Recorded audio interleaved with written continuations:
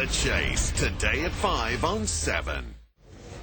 Well, he's the straight-talking finance king who's known for challenging the big four banks. After founding his own business in 2007, Mark Bouris was last year awarded the Order of Australia for his service to the finance industry. The money man's latest project sees him helping Aussies to follow in his own footsteps with an innovative online content platform inviting entrepreneurs to pitch their business ideas. This is a terrific idea. Sally Obermeter, co-host of the Daily Edition, was recently a guest on the show. Have a listen.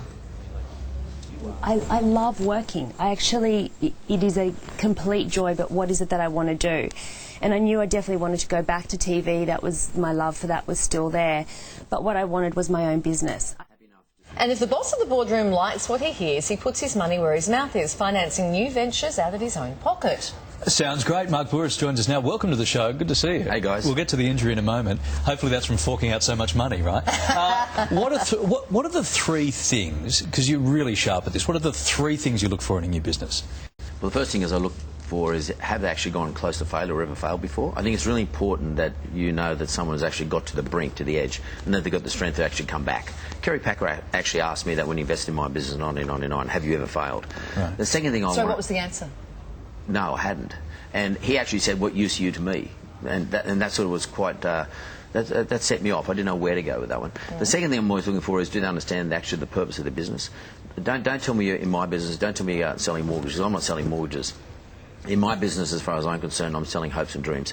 I am not... Nobody wants to borrow money from me for the next 25 or 30 years and pay me back every week. What they do want to do business with me for is to make sure that... get me to help them achieve their hopes and dreams. So that's the most important question is, do you understand your business purpose? And the final one, the third thing I'm looking for is, are they prepared to be accountable? Tell me what it is you're going to do in the next 12 to 18 months to 2 years, and are you going to be accountable to me for that if I'm investing in your business? Okay. Well, if they've signed a contract, I reckon they would be. They signed a contract, but it's not just me putting the money in. I'm not really just want to put the money. I want to put the money in, but I want to give them some milestones. And what happens if you don't reach those milestones, Kylie? What are you going to do for it? Can I just take you back to point number one? Have you failed in business? I expect a lot of people coming to you, first-time entrepreneurs, young people interested in the internet and all that sort of thing. So there's a great chance that a lot of people coming to you haven't had a shot yet, haven't failed yet. Yeah. How important is that to you? It's really important. Today, if you go to San Francisco and you go into the venture capital environment, one of the first things they ask you over there is, have you failed? They're looking for failures, because failure in this country has been seen as a bad thing. Yep. And so much so that in this country, if you go bankrupt, for example, you're lame for 5 years. And in this government, this current government is actually looking at changing those draconian laws, because we won't have a crack because we're worried about failure. What they're saying is, have a crack. It doesn't matter if you fail.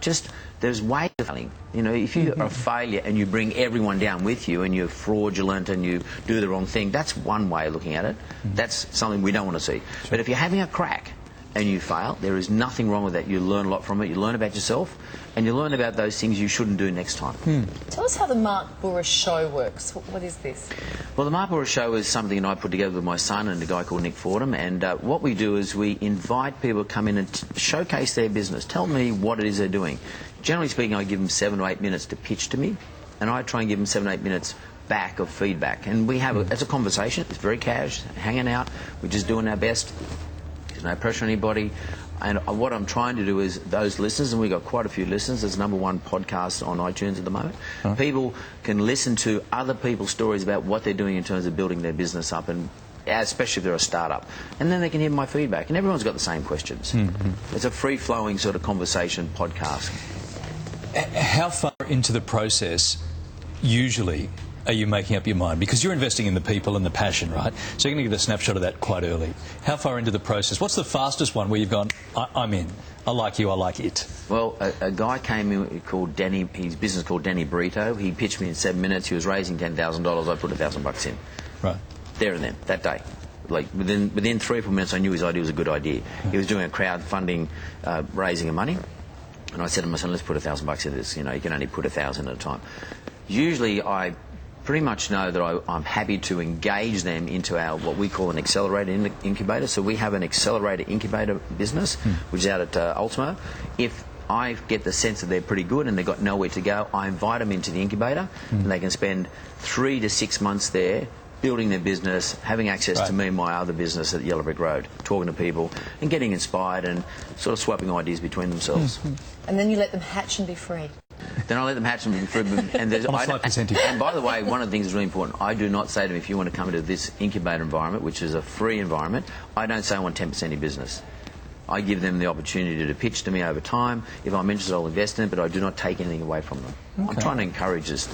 That's great. Small It's business owners fantastic. in this country. Fantastic idea. Where do you get this work ethic from? This desire? Your parents were very hard-working people. Yeah, well, they were. They're retired now. They still work hard, actually. Mum and Dad in their 80s, and interesting, I was telling Mum the other day, she still cleans the house every day and every other week, the major cleaning. Dad still gets out in the garden, even though he falls off roofs and sort of fences drop on him, all that sort of stuff. He still does all the gardening, still does all the painting and all the repairs around the house. I guess I get it from my parents.